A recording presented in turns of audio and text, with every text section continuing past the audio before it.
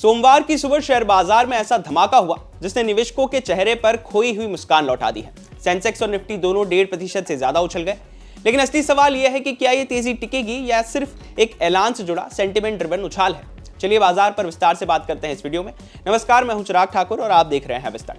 भारतीय शेयर बाजार ने हफ्ते की जोरदार शुरुआत की है। सेंसेक्स 1100 से ज्यादा अंकों की छलांग लगाकर 76,800 के पार पहुंच गया है। निफ्टी भी 300 से ज्यादा अंक बढ़कर 24,000 के ऊपर निकल गया और सिर्फ शेयर ही नहीं, पूरा बाजार हरा भरा दिखा है। खबर शूट होने तक सेंसेक्स करीब 1.37% की छलांग लगाकर 76,561 के लेवल पर ट्रेड कर रहा था। वहीं निफ्टी की बात करें तो वो भी 1.37% की बढ़त के साथ 23,946 के आसपास ट्रेड कर रहा था।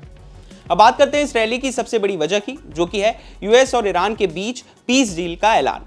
हमने कल ही डील के फ्रेमवर्क से जुड़े कुछ शर्तों को आपके सामने रखा था और फिर भारतीय समयानुसार सोमवार सुबह 3-3:30 बजे के आसपास डोनाल्ड ट्रंप ने ट्रूथ सोशल पर पोस्ट कर डील का ऐलान किया और लिखा कि ईरान के साथ डील अब पूरी हो गई है। सभी को बधाई, मैं इसके जरिए स्ट्रेट ऑफ हॉर्मुज को बिना किसी रोक टोक के खोलने और अमेरिकी नौसेना की नाकेबंदी को तुरंत हटाने को मंजूरी देता हूं। उन्होंने आगे कहा कि दुनिया भर के जहाजों अपने इंजन चालू करो, तेल की सप्लाई शुरू होने दो। इसे एक ऐलान ने दुनिया भर के बाजारों में खोई रंगत लौटा दी। दूसरी बड़ी वजह रही कच्चे तेल की कीमतों में भारी गिरावट। ब्रेंट क्रूड करीब 5% गिरकर $83 के आसपास आ गया। WTI क्रूड भी लगभग 6% तक टूट गया। सोचिए, जब तेल सस्ता होता है तो भारत जैसे आयातक देश को कितना फायदा होता है। तीसरा बड़ा फैक्टर है ग्लोबल मार्केट्स का रैली मोड में जाना। जापान का निकेई 5% से ज्यादा उछला। साउथ कोरिया का कोस्पी लगभग 6% बढ़ गया। हांगकांग और चाइना भी हरे निशान में रहे और इसका असर सीधे दलाल स्ट्रीट पर दिखा। कुछ ही घंटों में BSE कंपनियों का मार्केट कैप करीब 8 लाख करोड़ रुपए बढ़ गया। अब अगर सेक्टर वाइज बात करें तो सबसे ज्यादा चढ़ने वाले सेक्टर रहे realty, financial, auto, consumer durables. Realty करीब 4.3% तक चढ़ गया। फाइनेंशियल सेक्टर 3.3% चढ़ा। ऑटो सेक्टर में भी करीब 3% की तेजी रही और करीब इतना ही उछाल कंज्यूमर ड्यूरेबल सेक्टर में भी आया। कई बड़े शेयर भी 1% से 4% तक उछले। IndiGo, HDFC bank, L&T, Infosys, Tata steel और SBI जैसे स्टॉक्स में खरीदारी दिखी। हालांकि सन फार्मा और भारतीय एयरटेल थोड़े दबाव में रहे। ब्रॉडर मार्केट भी मजबूत रहा। मिड कैप और स्मॉल कैप इंडेक्स में करीब 1.5% की तेजी आई और विक्स यानी कि वॉलेटिलिटी इंडेक्स 4% गिरकर 14.13 पर आ गया। मतलब डर कम हुआ और भरोसा बढ़ा और इस पूरे ग्लोबल सेंटिमेंट का असर सिर्फ शेयर बाजार तक सीमित नहीं रहा। करेंसी मार्केट में भी बड़ा बदलाव देखने को मिला। भारतीय रुपया मजबूत हो गया। रुपया 58 पैसे की जोरदार बढ़त के साथ 94.60 प्रति डॉलर पर पहुंच गया।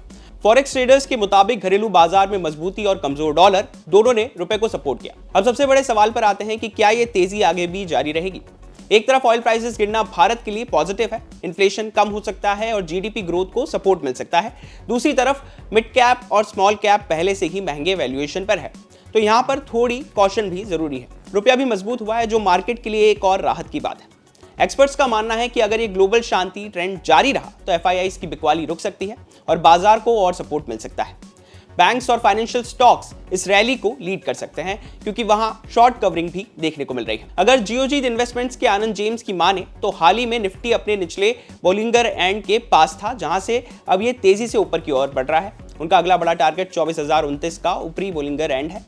अगर मोमेंटम बना रहा तो बाजार और ऊपर जा सकता है। हालांकि एक चेतावनी भी है, यदि निफ्टी 23,900 के आसपास पहुंचता है तो वहां उतार चढ़ाव बढ़ सकता है। अगर बाजार 23,700 के करीब बंद होता है तो ये कंसोलिडेशन यानी बाजार के सुस्त पड़ने का संकेत होगा।